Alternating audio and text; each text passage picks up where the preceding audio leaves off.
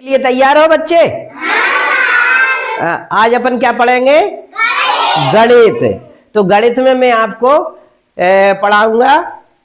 गणित में कुछ चिन्ह रहते हैं ऐसे, ये चिन्ह हैं, तो इन चिन्हों के बारे में आपको बताऊंगा। और अपन घरे भी अपने कुछ ऐसी चीजें होती हैं कि अपन उनसे भी पढ़ाई कर सकते हैं या उनसे भी समझ सकते हैं। तो हम कुछ लाए हैं आपको दिखाने।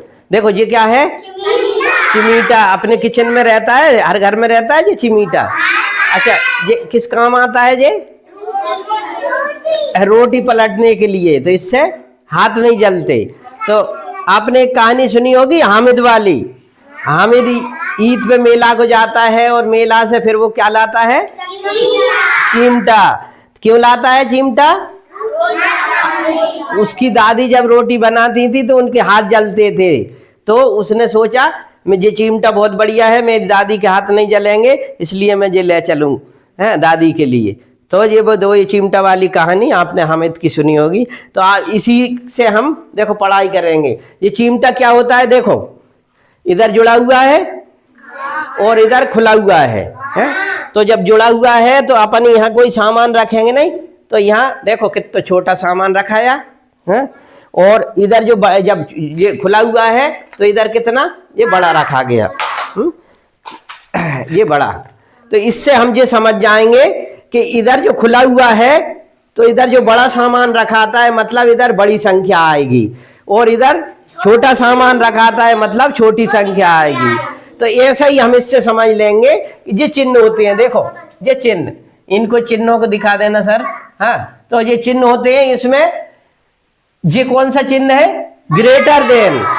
इसको अपन ऐसे दिखाए लगाएंगे नहीं तो ये ऐसा बन जाता है नहीं, तो ये ग्रेटर देन है ना, बड़ा है का। और ये छोटा है का। इसको इंग्लिश में कहते हैं लेस देन, तो ये छोटा है का है। तो इसको हम ऐसे अगर पकड़ेंगे तो ये ऐसा बन जाएगा, और ऐसे पकड़ेंगे तो ये ऐसा बन जाएगा चिन्ह। अगर इसको ऐसे हटा दे और ये इसे कैसा ऐसा हम पकड़े तो ये कैसा बन जाएगा?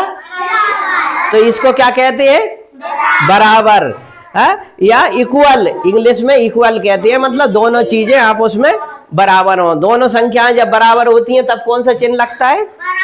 ये चिन्ह लगता है, बराबर का चिन्ह लगता है। तो फिर अब हम आ गए, एक आपको दूसरी चीज लाए हैं TLM, यानी टीचर लर्निंग मटेरियल। आपको पढ़ाने के लिए एक हमने चीज बनाई है TLM। तो इसको ध्यान से देखो। हाँ, इसमें देखो क्या है? ये 5 है और ये 8 है। तो इसको अब हम कैसे पढ़ेंगे? 5 छोटे हैं 8 से, है 8 से। ये 5 और 8 के बीच में ये कौन सा चिन्ह भरा है? नहीं, देखो छोटा है का या लेस देन। तो इसको मतलब क्या है? 5 छोटे हैं 8 से। अगर हम ये दोनों के बीच में अगर अलग से हमें संख्या भरना पड़े तो हम ऐसा चिन्ह भरेंगे। और हम ये कार्ड को अगर बदल लें तो फिर क्या हो जाएगा? ये